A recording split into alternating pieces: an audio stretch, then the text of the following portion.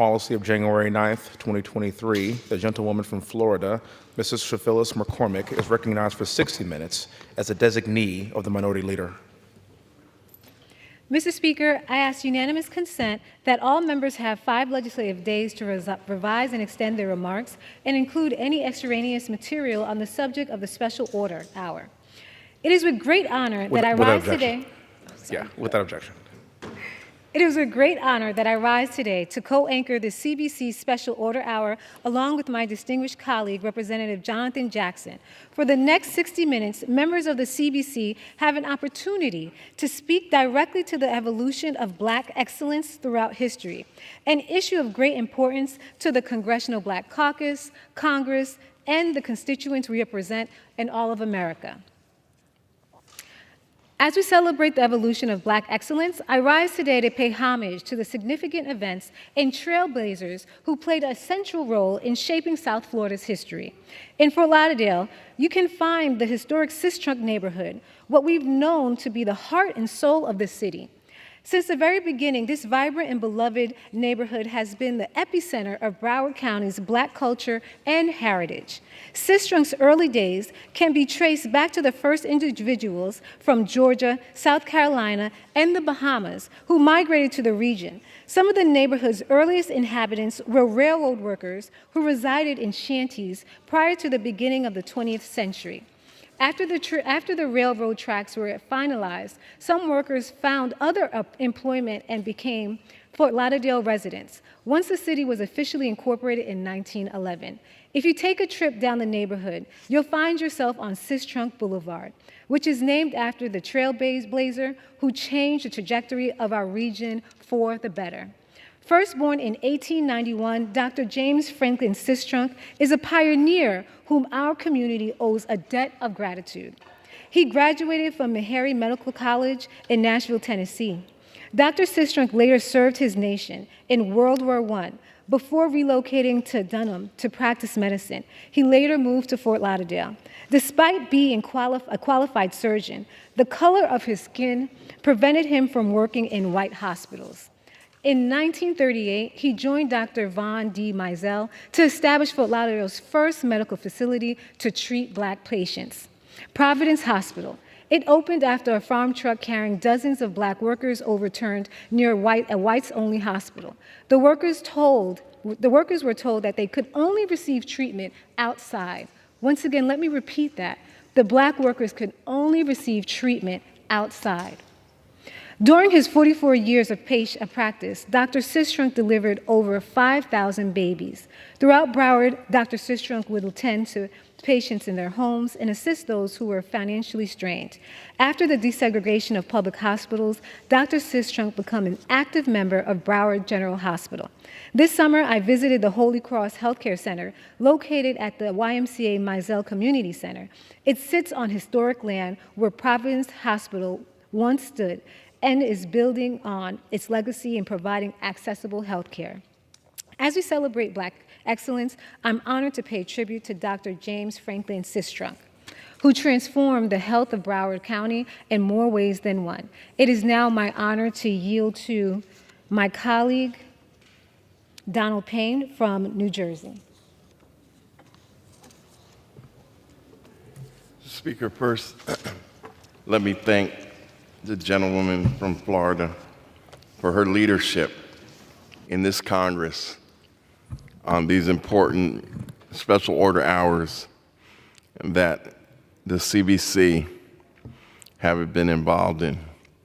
She's done an exemplary job in making sure she's able to rally the cattle and keep them in order, and I just wanted to acknowledge that.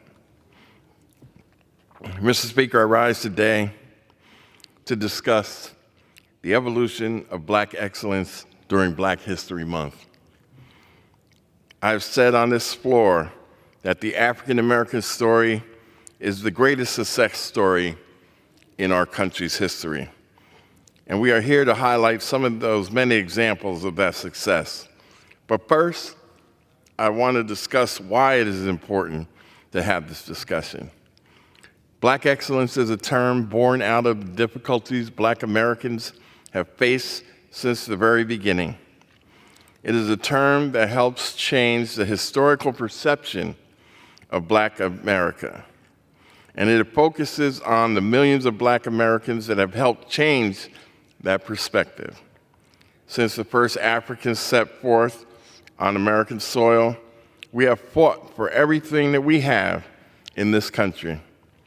First, we had to fight for the right to be considered people. Then we had to fight to make sure the promises of the Constitution applied to us. And we are still fighting those fights every single day. In essence, Black excellence is not a series of actions. It is a state of being that evolved from struggle. It is a response to critics, and it is a mantra that reminds millions of Black children and teens that there are doors open to them that were closed to their ancestors. Usually, Black history and Black excellence focuses on the most famous Black Americans, like Frederick Douglass, Dr. Martin Luther King, Shirley Chisholm, Jesse Owens, Maya Angelou, Michael Jordan, and Oprah Winfrey. However, history is filled with Black Americans who need to be recognized more often. Americans like Bear Rustin, who organized the March on Washington, Bessie Coleman, the world's first licensed Black pilot, Alice Coachman, the first Black woman to win an Olympic gold medal, Benjamin Davis Sr., the first Black general in the U.S. Army, Dr. Rebecca Lee Crumpler, the first Black woman to earn a medical degree in the U.S., and Frederick McKinley Jones, a Black inventor who made it possible to transport blood and donated organs across this country. His invention alone saved tens of thousands of lives. Today, Black Americans carry on their tradition of excellence in a variety of fields and professions. Dr. Kizzmekia Corbett helped create a COVID-19 vaccine. Vincent Glover was the first Black astronaut to live and work on the International Space Station for an extended period of time. Rashida Jones is the president of MSNBC and is the first Black executive to run a major news network. Brian Stevenson, executive director of the Equal Justice Initiative, has helped hundreds of wrongly convicted Americans get the justice and freedom they deserve. Tristan Walker co-founded an organization to help minority students get jobs with the country's leading technology firms. And today's Congressional Black Caucus is filled with political leaders who have triumphed over adversity. Their stories are exceptional examples of Black excellence. Yet, these Black Americans are only a few of the millions who have worked to help our communities and our country every day. And their work inspires African American school children everywhere to find their own means to achieve Black excellence. And with that, Mr. Speaker, I yield back. I'd like to thank the Honorable Donald Payne, and now I'd like to recognize our next speaker, Honorable Lucy McBath from Georgia. Well, thank you. First, I'd like to say thank you so much to Representative Cherfilus-McCormick. Thank you so much for diligently holding the Congressional Black Caucus Special Order Hour, and don't know what we would do without you. So thank you. Mr. Speaker, I am proud to participate in this evening's Special Order Hour celebrating the evolution of Black excellence throughout history. The stories and triumphs of Black Americans deserve to be commemorated actually all year long, but especially during Black History Month. The legacies of the men and women who shaped this nation's history impact our daily lives in countless ways. And it's my honor to take just a few moments to share highlights from the communities that I am proud to represent. I grew up in the heart of the civil rights movement. I was the baby in the stroller at the March on Washington, and my father was the president of the Illinois chapter of the NAACP, and my mother a nurse. My parents' teachings and example made such a strong impression on me, even as a little girl, and some of my fondest memories were watching them direct meetings in our home and prepare for marches while caring for and lifting up each and every person that they interacted with.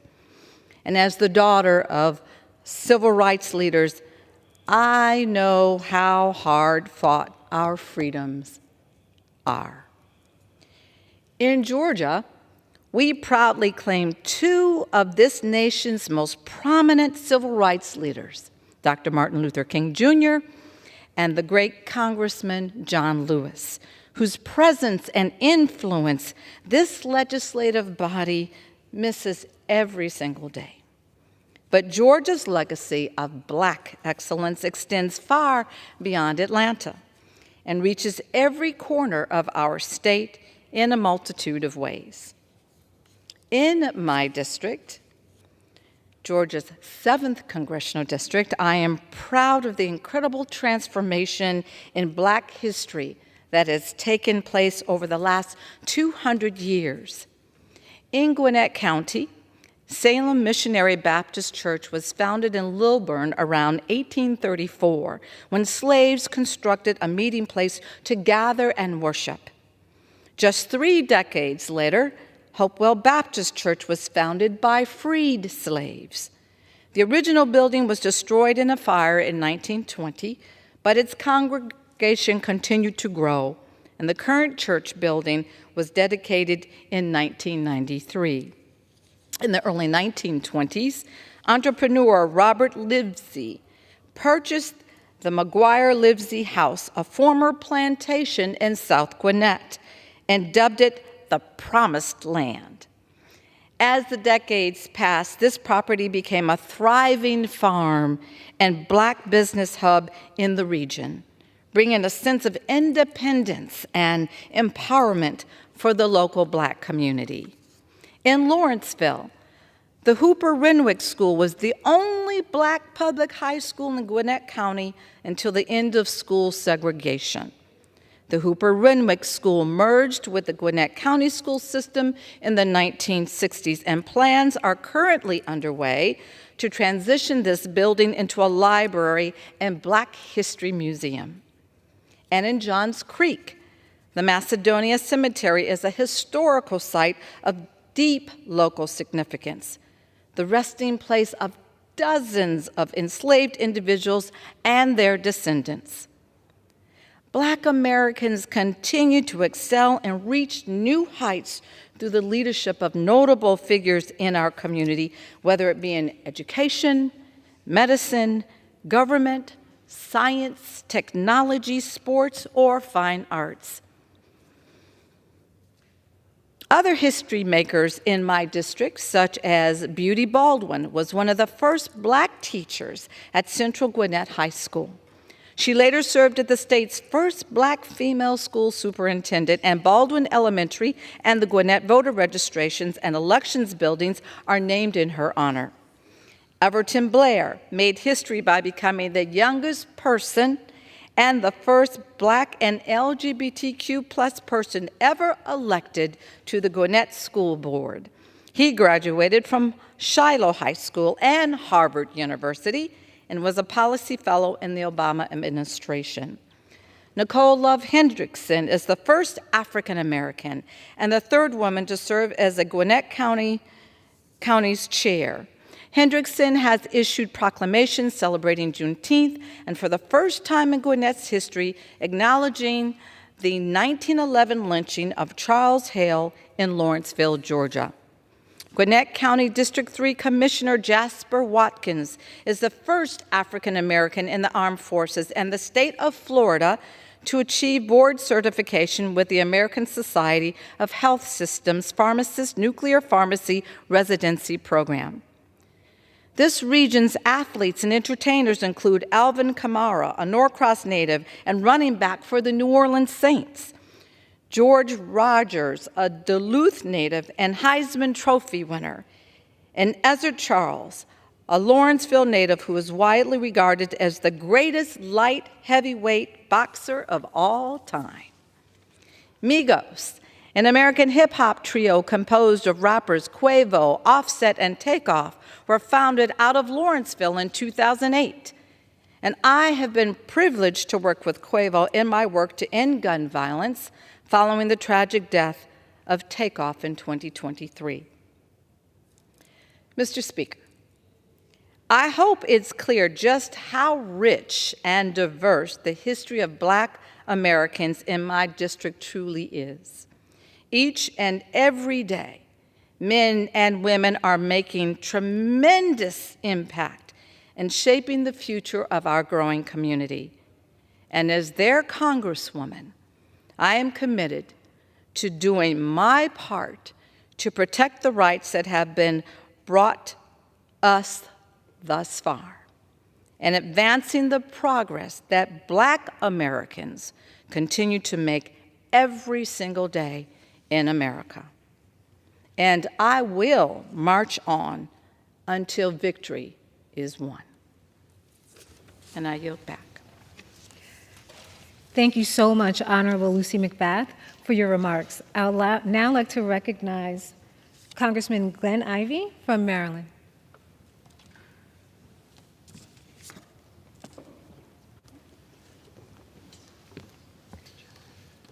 I thank the representative for yielding and allowing me to participate in celebrating Black History Month. Mr. Speaker, this week I will be introducing the Frederick Douglass Congressional Gold Medal Act, which will honor Frederick Douglass with a long overdue expression of national appreciation and celebrate his legacy with a Congressional Gold Medal. I'm proud to offer this bipartisan legislation with my colleague, Congressman Andy Harris, whose district includes the historic birthplace of Mr. Douglass. Mr. Speaker, nearly 130 years since his passing, Frederick Douglass's remarkable life remains a beacon of inspiration to all Americans. Born into slavery on Maryland's Eastern Shore, Mr. Douglass overcame countless obstacles to become one of the most powerful and impactful figures in 19th century America. Douglass was enslaved for the first 2 decades of his life. During this period, he taught himself to read and write, skills which would later play a critical role in his life as an abolitionist and civil rights leader. In his 20s, Douglass escaped slavery, first to New York and then eventually settling in Massachusetts.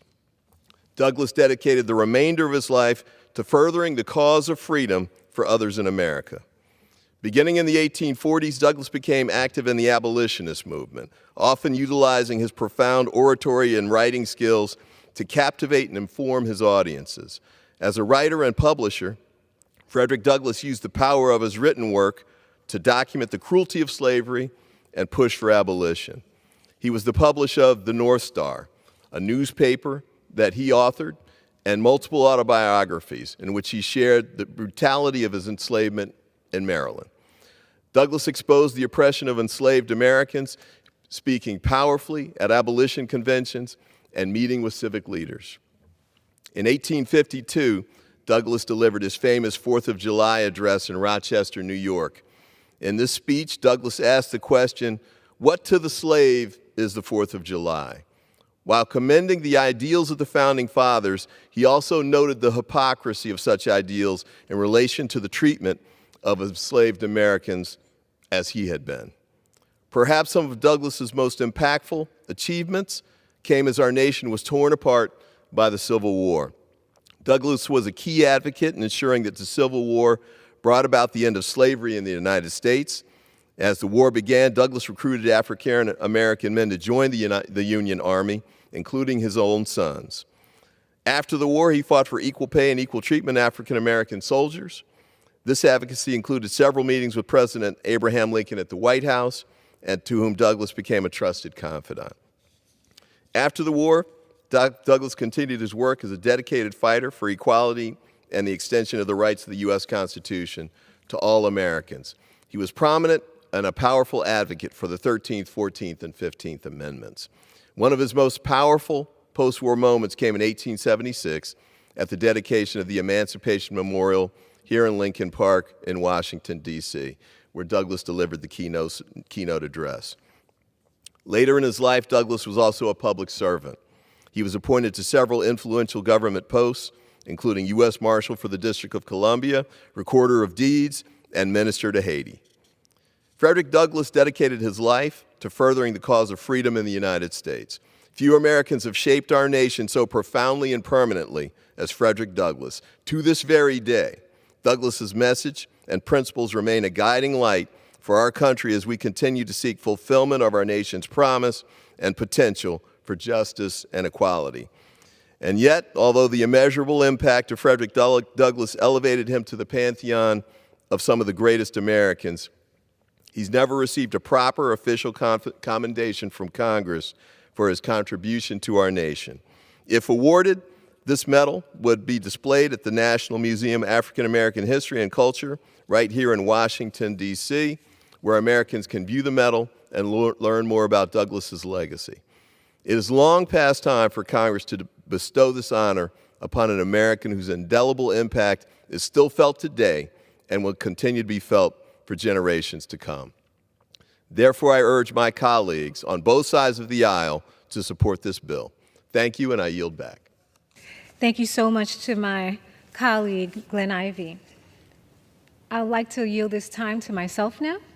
As we celebrate Black history, I rise today to recognize the cornerstone of Black achievement in America, historically Black colleges and universities known as HBCUs. As a proud alumni of Howard University, proud wife of a Howard Law graduate, and proud mother of a Howard University student, I speak from personal experience when I say that HBCUs have the transformative power to shape the leaders of tomorrow. HBCUs have a long and illustrious history of deeply intertwining with the struggle of civil rights and the fight for equality. From their inception during the era of segregation to the present day, these institutions have remained safe havens for where Black scholars, in spite of their systemic barriers, can flourish intellectually, academically, and culturally. My own journey to Congress, firmly rooted in the halls of Howard University, is a statement to the power of an HBCU education. It was at Howard University that I received not only a world-class education, but also absorbed the values of community, service, and social justice. It was at Howard University that I witnessed how education can be a catalyst for change and help others realize the American dream. HBCUs have generated half of the Black lawyers, 40% of Black engineers, 80% of Black judges, and 70% of Black doctors nationwide. They graduated 27% of Black Americans with bachelor's degrees in STEM subjects, putting them at the forefront of innovation. These figures demonstrate the undeniable impact of HBCUs in nurturing talent, fostering academic excellence, and empowering Black students to realize their fullest potentials. However, HBCUs are significant for reasons far beyond academics. They are a focal point for the preservation of culture, where the rich legacy and history of the Black community are honored. HBCUs serve as a catalyst for economic empowerment, providing disenfranchised groups with upward mobility. As we reflect on the importance of HBCUs, let us not forget the ongoing challenges they face, despite their contributions. HBCUs grapple with inadequate funding and crumbling infrastructures. It is incumbent upon us all, as advocates for equality and stewards of education, to ensure that HBCUs receive the support they need to continue shaping future leaders. I am grateful that the Biden-Harris administration has invested over $7 billion in HBCUs, unlocking opportunities for millions of Americans. HBCUs represent the very best of Black excellence. We can all draw inspiration from unwavering resilience that underpins these institutions. Their steadfast commitment to equality and greatness inspire us all to tear down barriers and build a future where everyone may openly follow their ambition, regardless of their color of their skin. In closing, Mr. Speaker, you have heard from my distinguished colleagues about the evolution of Black excellence throughout history. as issues of great importance to the Congressional Black Caucus, our constituents, Congress, and all Americans tonight. With that, Mr. Speaker, I yield back. Does the gentlewoman have a motion? I motion to adjourn the House at this time. The question is on motion to adjourn. Those in favor say aye. Those opposed say no. The ayes have it. The motion is adopted. Accordingly, the House stands adjourned until 10 a.m. tomorrow for morning hour debate.